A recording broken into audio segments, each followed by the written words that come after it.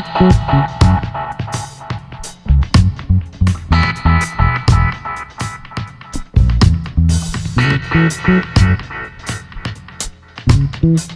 guys, today I'm going to be showing you how to do another windowsill. I have another windowsill video, but this one is for a window that's set up like this, where you're actually going to make one windowsill that's going to span these 3 windows. So I'm going to show you how to set that up, how to make your cuts, and what's important, what's not, and anyway, hope you like it.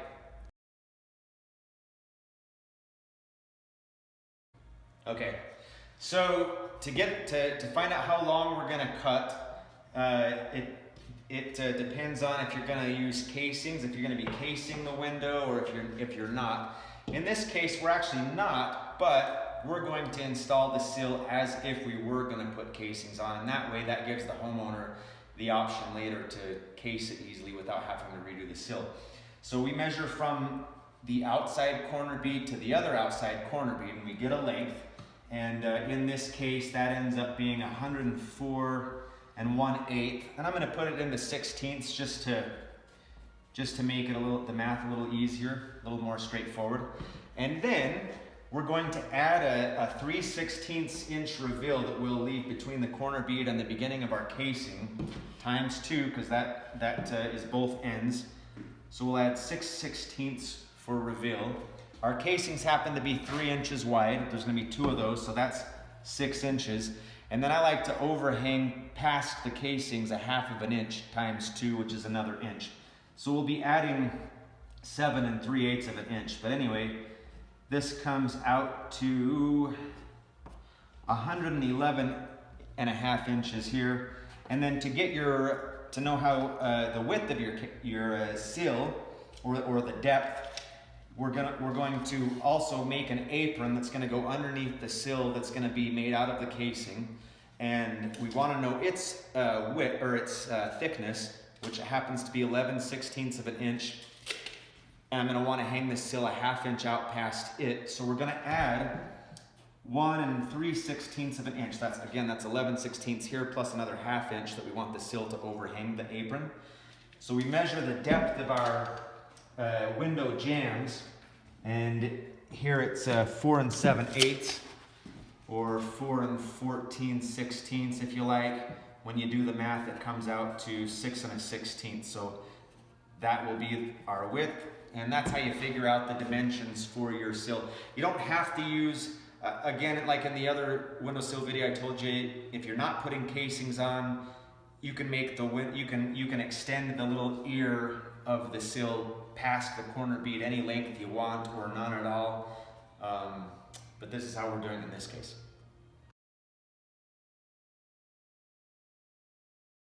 Now, okay, so the tools that we're going to use, I'm going to use this little square.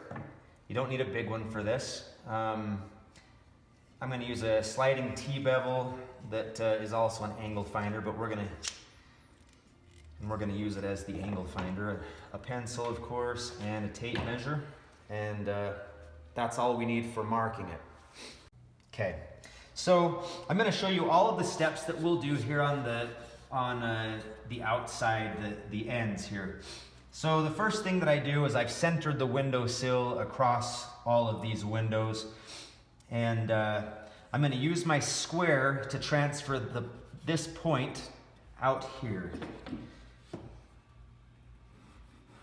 Okay, now I'm going to find out exactly how far away from the window vinyl that point is, and it looks like 4 and little tiny more than 4 15/16. So I'm going to transfer that mark.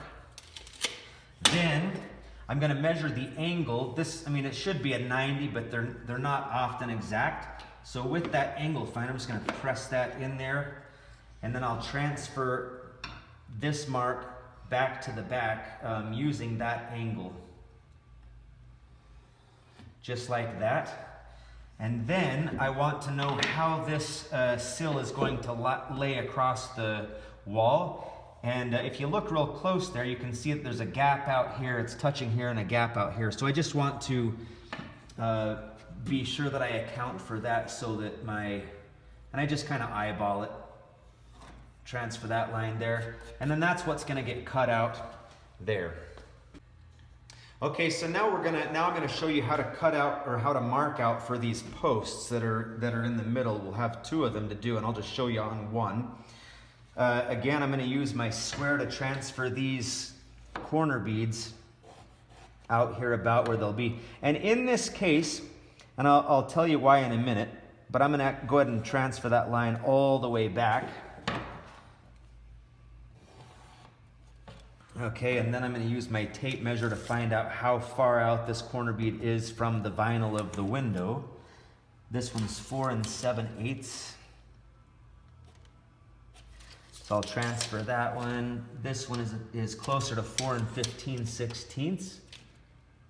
Make a mark there. And then I'm just going to connect these 2 marks, and I'll have to do it with with something else. I'll do it at, hold on, I'll get me a straight edge here. Here's another tool, a scrap piece of casing. So we're going to cut that out. And you notice that I didn't actually use my angle finder this time. The reason why is if you ended up having an angle, for instance, that you know, if this drywall here was skewed a little bit like this, and you cut it like that, and then this one was maybe that way as well, and then you had another post to deal with, and you're trying to cut those perfectly, there's no way that you're going to get this piece of MDF to slide back in against the windows with all of that going on without it breaking. And so unfortunately on these windows, if they're not framed perfectly and the drywall isn't perfect and you're the finish carpenter, the best thing is to do is just to cut these lines straight and square with the back of the piece, and you'll be able to slide them on there. There may be a little extra caulking for the painter to do, and in this case that's okay because this house is all paint grade material. So you'll do what I've shown you there 2 more times on a piece like this, and we're going to go cut this, and I'll show you how to fit it.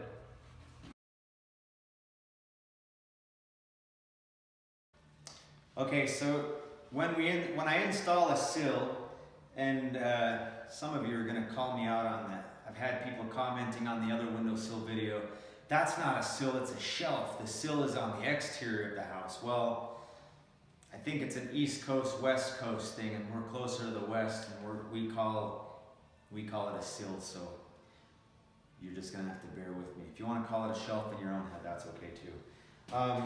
When I install a sill, I like to have the same amount of the window vinyl showing across the entire thing. I call that the reveal. I want to have a consistent reveal. And so what I do is I measure the total width of the actual window vinyl, which in this case it's 1 3/8. And then I go along and I measure from the framing, not from the bottom of the vinyl, but from the framing to the top of the vinyl, and I see the difference between 1 3/8 and what that is. This one ended up being 1 7/16. So I made a 1/16 of an inch shim to make up that difference. And I measure across the length of where the sill will be setting. And if I need shims, I make them. And I've gone and I just cut some simple shims of those thicknesses. And I'm just gonna lay those out across here, just like I've measured.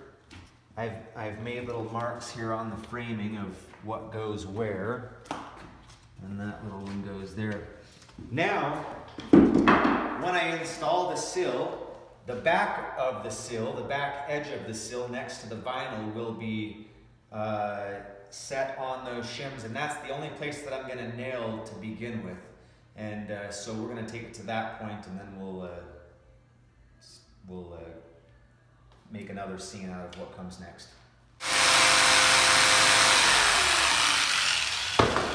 Okay, so now I've nailed just along the back edge of the sill, because now I want to level now that I have the reveal that I want to worry about leveling the sill front to back. And so what I'm going to do is I've got a little level here on my square that's nice and handy.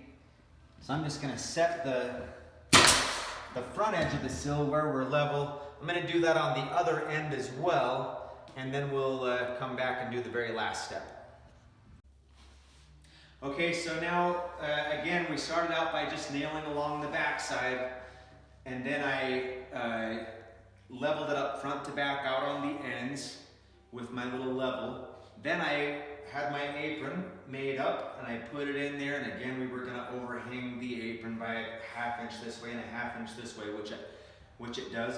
Once you have your apron in there and set all the way across, and it's nailed into the framing, now you can go back and you can put nails into your sill across the front, down into the framing. Your apron is now holding the sill from being able to be pressed down too far. So we're leveled across front to back. We have a nice reveal all the way across, and we're done.